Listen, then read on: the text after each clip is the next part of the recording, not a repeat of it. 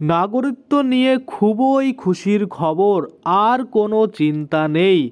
হিন্দুদের ভারতবর্ষে থাকার অধিকার রয়েছে, এইমাত্র জানিয়ে দিলেন সুকান্ত মজুমদার। তো আমরা বিস্তারিত আজকে এই ভিডিওর মাধ্যমে দেখে নেব যে নাগরিকত্ব নিয়ে কি খুশির খবর রয়েছে, আর কোনো চিন্তা নেই কেন, হিন্দুদের ভারতবর্ষে থাকার অধিকার কেনই বা রয়েছে, এবং এইমাত্র সুকান্ত মজুমদার কি জানিয়ে দিলেন, সমস্ত কিছুই কিন্তু আজকে আমরা এই ভিডিওতেই দেখে নেব। তো চলুন বেশি দেরি না করে ভিডিওটা শুরু করা যাক।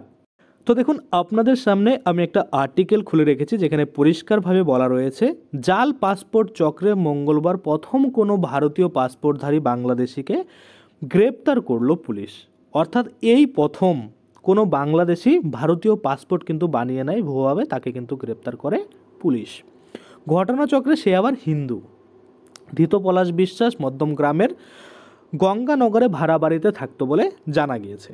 ধৃত পলাশ বিশ্বাসকে ভারতীয় নাগরিকত্ব দেওয়ার আশ্বাস দিলেন কেন্দ্রীয় শিক্ষা প্রতিমন্ত্রী সুকান্ত মজুমদার।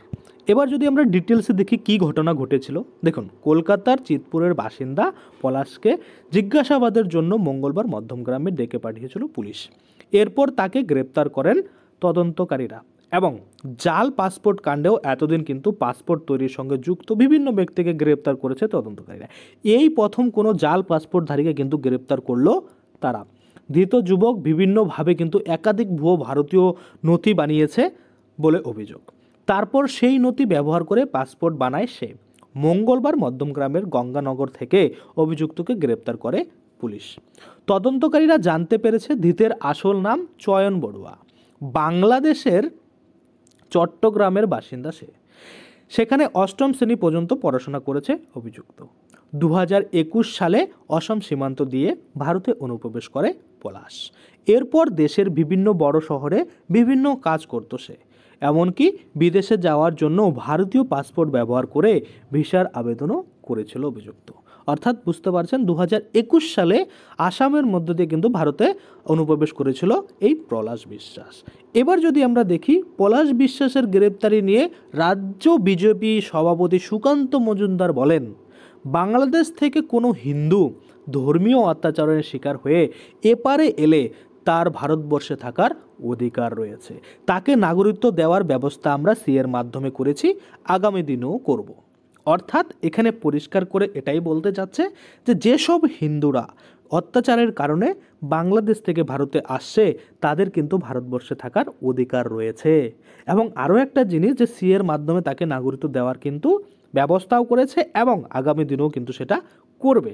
তো এখানে সবথেকে বড় কোশ্চেন সেটা হচ্ছে, সিএর মাধ্যমে নাগরিকত্ব দেওয়ার যে কথা বলা হয়েছে, সেখানে কিন্তু কাট অফ ডেট যেটা রয়েছে বা লাস্ট তারিখ যেটা বলেছে, সেটা হচ্ছে 2014 সালের 31শে ডিসেম্বর অবধি।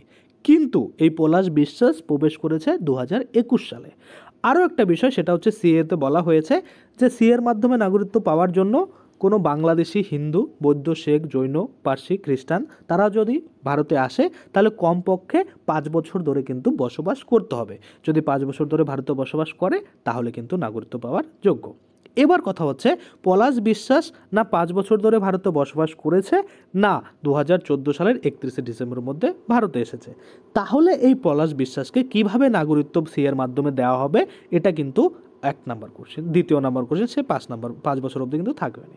তাহলে একটা জিনিস আপনাদের ক্লিয়ার, যে বাংলাদেশ থেকে যে কোনো হিন্দু যদি ভারতবর্ষে আসে, তাহলে কিন্তু তাদের থাকার যে অধিকার সেটা কিন্তু রয়েছে ভারতবর্ষে। কারণ ধর্মীয় অত্যাচারের কারণে আপনি এসেছেন।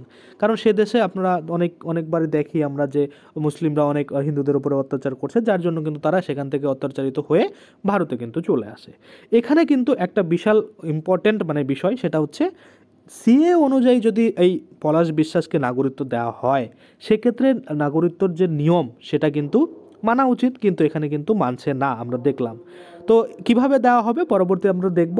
আপনারা কমেন্টে জানাবেন আপনাদের বক্তব্য কী।